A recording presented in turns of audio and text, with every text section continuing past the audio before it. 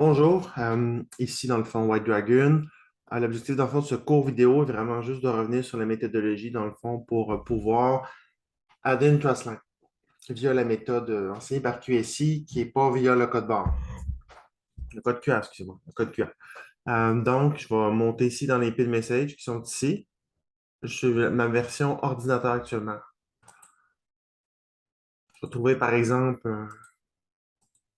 ça c'est des projets sur Line, fait que c'est tous les derniers posts qui sont importants qui sont là. Je vais en trouver un juste ici. Par exemple, le line ici. OK?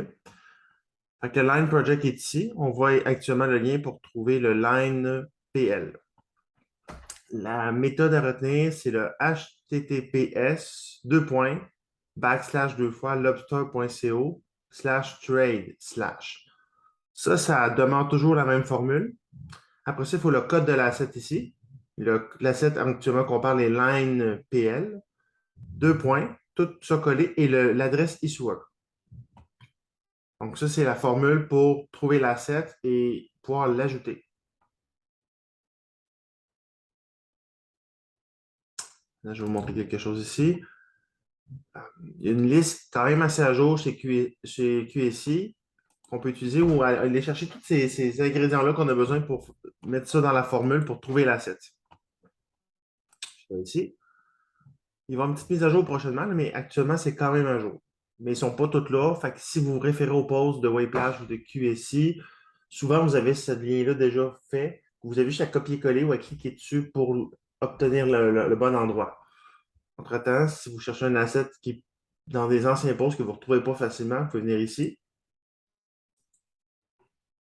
Je vais vous montrer. C'est la liste des assets recommandés qui ont été audités. Vous avez ici l'asset name.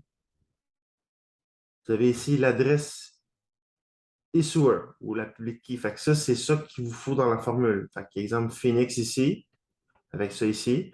Je retourne ici, je mettrai ici FinX, je mettrai son adresse de son asset issuer. Et normalement, une fois que j'ai ça dans mon engin de recherche sur Google ou autre, je clique là-dessus. Ça ouvre une page. Ça fonctionne de l'AD directement du téléphone. J'ai réussi hier au travail durant ma pause. Ça fonctionne bien de l'ordinateur également. De l'ordinateur ici, je suis là. Il faut tout simplement que je me login ici. Je me connecte.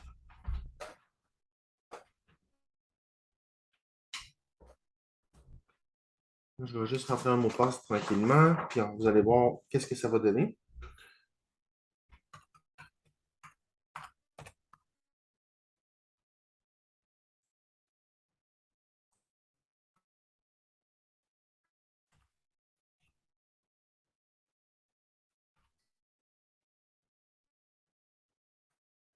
Demander mon taux est fait probablement après, puis je vais me connecter. OK, il me demande de trouver le fire hydrant, donc la bonne pour les feux.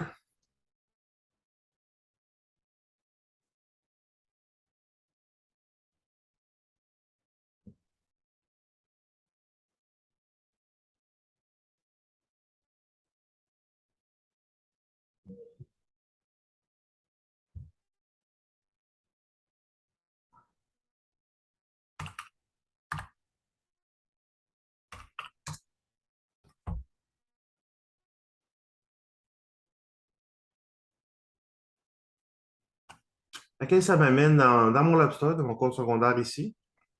Là, ce que je trouve pas évident des fois, c'est qu'on ne retrouve pas facilement l'asset. Une fois que je suis dans l'ordinateur connecté, ce que je fais, je retourne mon post, je reclique dessus, vu que je suis connecté, là, ça fait boum, ça y va direct. Vous voyez, fait que là, je le trouve. Ça, c'est mon truc pour simplifier la chose. Là, je suis ici. Tout ce que j'ai à faire, c'est prendre des XLM. Là, je suis à 0, fait que je peux pas en ajouter. Je fais, mettons, 1. Là, je vais faire byline. Là, je peux pas parce que j'ai pas j'ai pas de XLM disponible, mais normalement, je ferais byline. Automatiquement, ça m'en prend 1.5 de disponible parce que ça prend 0.5 pour ajouter l'asset et un minimum pour l'acheter pas mal. Ben, en fait, ça peut être 0.5, là, mais là, j'ai mis un dans mon exemple. En faisant byline, il va me faire accepter, il va en fait m'aviser pour les codes, pas les codes, mais voyons les triangles rouges avec le point d'exclamation. Je vais faire buy anyway, après ça, je vais faire confirme. Puis là, selon les méthodes de sécurité, je vais faire avoir potentiellement des signatures électroniques à faire, mais une fois que c'est fait, c'est AD. Donc, une fois que j'ai addé ça, ben moi, après ça, je quitte l'ordinateur et je m'envoie sur mon téléphone. Tous mes trades, tous mes swaps, tous mes ajouts, mes achats, je les fais sur le téléphone. Mais pas à AD. Comme ça, je trouve que ça se fait bien d'un ordinateur. Puis quand je suis mal pris comme hier, puis je ne suis pas devant un ordinateur, je suis au travail, puis je veux adder une asset là, j'arrive quand même à le faire de mon téléphone. Voilà, c'est comme ça qu'on a un asset. Les codes QR, je suis pas en mesure de les mettre dans le groupe. On nous a demandé de ne plus faire ça, puis d'enseigner cette méthode-là. C'est la méthode la plus sûre actuellement qui vous permet vraiment d'aller vers le bon asset sans tomber sur aucun fake. Puis j'encourage à faire des recherches sur Stellar Expert et le SDEX. Voilà. Puis c'est un peu expliqué puis démontré dans la vidéo précédente pas le dernier Zoom parce qu'il n'a pas été enregistré, mais l'autre d'avant. Fait que probablement, je vais mettre fin à cette vidéo-là pour m'en tenir à une version courte sur cette chose-là. Alors, au plaisir. Bonne journée à vous, bon début de semaine. On est lundi le 12.